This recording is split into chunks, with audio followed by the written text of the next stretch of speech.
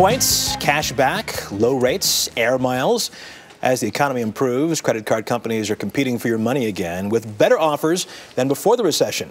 So which new and improved credit card is right for you? Joining us to help you decide is Jason Cochran of walletpop.com, a website for personal finance news and advice. Jason, good morning to you. Good morning. Got a lot of cards to get through here today. Let's talk about the best low-rate card out there. This one is called the First Tennessee Platinum Plus Visa. A lot of words. First Tennessee Visa. Just remember that. All right. It's very rare to find a card with a fixed rate. A lot of APRs, adjustable rates out there. So this one has a 3.9 for 6 months, which is pretty low. And once that's done, it's still a low rate of between, I guess, 5 and 13%. That's a good 10 points lower than just about everybody else. Now, I got to say about all these cards, it's great to have a credit card, but you need to pay it off every single month if you're going to get the best benefit out of it, because otherwise the charges just sort of rack up. So with all of these, don't just get a new card because it has got bells and whistles. It will ding your credit when you get or close a new card. That's at the small little factor there. You have to pay the credit card. It really helps. Otherwise it's like a loaded gun. All right. The best cashback card. What do you think?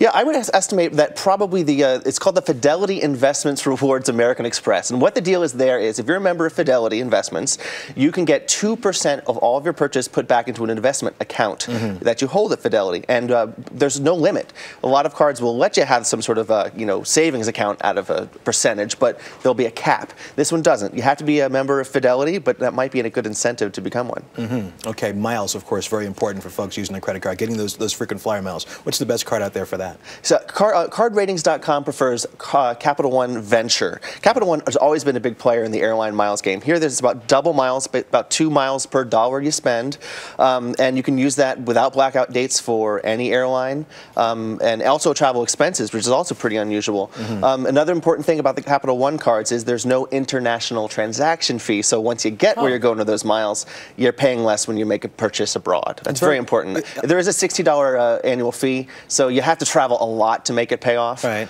But that's a consideration. If you travel a bunch, that's a good one. Yeah, as the airlines tend to dial back on these award programs and stuff like that, I would think it's more and more important to find a card out there that's going to help you out. Yeah, if you travel a lot.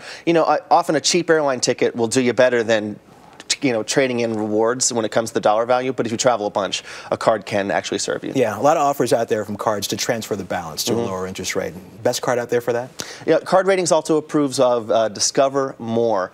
It does not charge you to transfer your balance. A lot of cards will charge you about 3%, which adds up. This one has a 0%, so just bring it right on over. And for the first 6 months, it will not charge you for new purchases with 0%. And also that balance you transferred will be at a 0% for about 2 years. So all that put together, plus the fact you get about 5% cash back on a lot of purchases with some merchants, Discover More stands out. I think a lot of people agree that Discover More is a good one for this. But again, as you so wisely pointed out, because you're the expert here, you still, even if you transfer that balance, you still have to pay that balance. Just please get rid of it as soon as you can. Know that. Because otherwise that's when the high fees start to click in. Some of these rates we're talking about can be another 10 points higher beyond that if you miss a payment. They're penalty fees. Okay, let's talk about the best overall card now, the grand prize. What do you think? Yeah, if you just want an all-purpose card that's going to serve you pretty well, PenFed puts out some very good ones. PenFed is a credit union. It normally specializes in the military and the military industry, but if you can actually join a military support group and become a part of it. In this case, they're really responsive. In case you're late, they'll help you work it out with a lot of grace, which is unusual, as you might know, among the credit card vendors right now. And you can also get a lot of money back. 5% on gas, huge number when you think about it, and 2% on groceries. So I think all over, between the customer support and the cash back you're getting, it's a good choice. I like that. Okay, I got to ask you about this new card that's coming out in a few months, the Citi 2G card. You like this one, right? This one's really cool. There's only a few of them out there right now. They're being tested by Citibank, but by the end of the year, in the middle of the year, they'll be out in full force. It's a card with a little microprocessor inside, 2 buttons, 2 little lights. So you press this button, you're paying in credit. You press the other button, you're paying with rewards. Oh my goodness. So you use up your rewards point that way. So it's kind of a gimmick, but I think there could be some future in this, deciding which account you're going to pay from right there in your credit card with a button. It's pretty cool. Okay, Jason Cochran, great advice this morning. Appreciate it. Sure. And new technology, we always like hearing about that. Thanks a lot. For more on the best credit cards for you, you can go to our sister website, cbsmoneywatch.com.